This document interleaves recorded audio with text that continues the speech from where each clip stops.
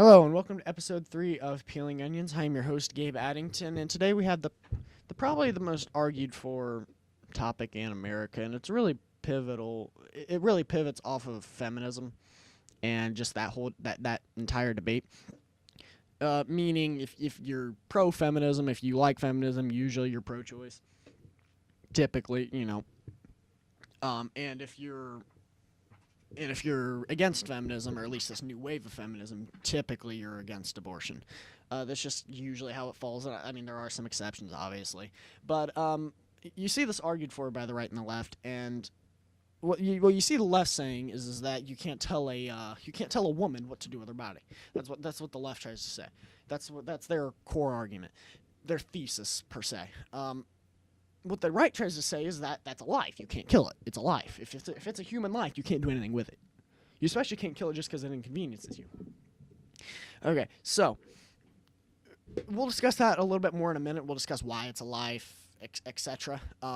But really quick, just what I find disgusting about this argument is how at the drop of a hat, people are willing to change what a human is. Just at the drop of a hat, they're willing to say, yep, that's not alive, I can kill it, whatever. And it's just really mind-boggling that they can do that. And we'll get into why. We'll get into a few exceptions first, really quick. So it's a simple argument if this is a life. Okay, if this is a life, can't do anything with it. If it is a life, you can do whatever you want with it. Nobody cares. Now, what third-wave feminists try to convince you is that that's not a life, and because of this, you can kill it whenever you want. If it's inconvenient to you, you can kill it. You can't do that. But I want to get some exceptions out of the way, because there are just about any scenario, there's exceptions to the rule, like murder. Now, exception is probably is a less loosened term when it comes to murder, but this is the best way I can describe the exceptions to abortion. So if you're walking down the street and somebody pulls a gun on you, tries to mug you, or pulls a knife on you and tries to stab you, and if they're using deadly force, let's just say that there's a little bit more, just so whatever deadly force you can imagine, if they try to use that against you on the street, you then have the right to kill them in defense of yourself.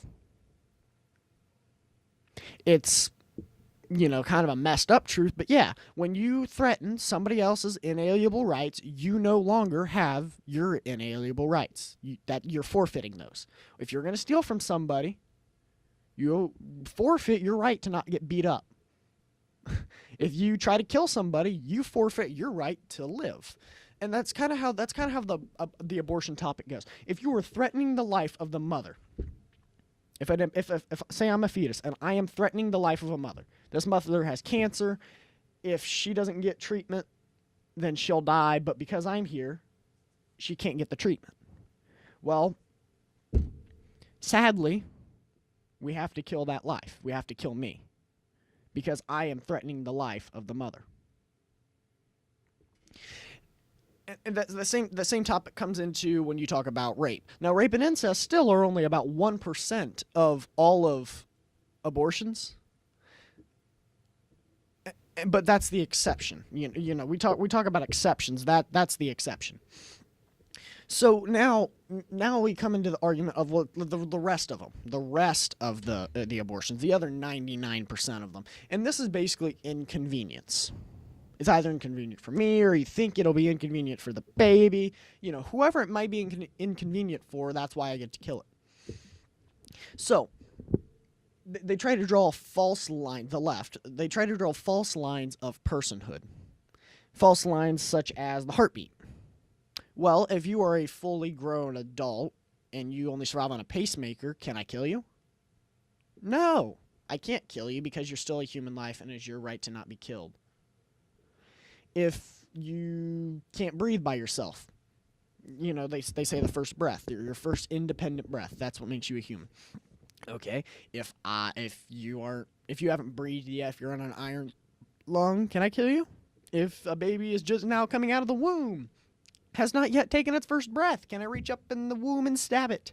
No, I cannot, because it is still a human life. And it's just, there's no point to judging whether you're a human because you're inconvenient to me. There's lots of people who are inconvenient to me every day. There's lots of people who are inconvenient to you every day. That doesn't mean you get to kill them. So if you're going to make an argument saying that it's inconvenient to me so I can kill it, that's the nature of evil. You're saying I don't like it, kill it. That is what evil is. That's like the core concept right there. And it really doesn't even help anybody afterwards. Like, besides, I guess if you want to make the argument, okay, they're better off financially, blah, blah, blah, yada, yada. They're better financially. They don't have to deal with all the repercussions of a baby. You still have post-abortion stress disorder, which is a mental disorder after women get abortions. And it's because deep down, they know it was a life. Deep down, they know that was my baby and I just killed it. That's what deep down they know.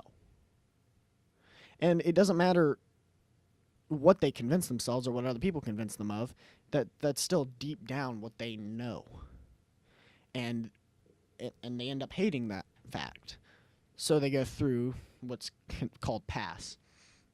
So it's just, if you're going to decide that I'm not a life because I'm inconvenient to you, I really want you to reconsider the argument. If you're going to make the argument that it isn't a life for other reasons, then at least we can have that kind of an argument.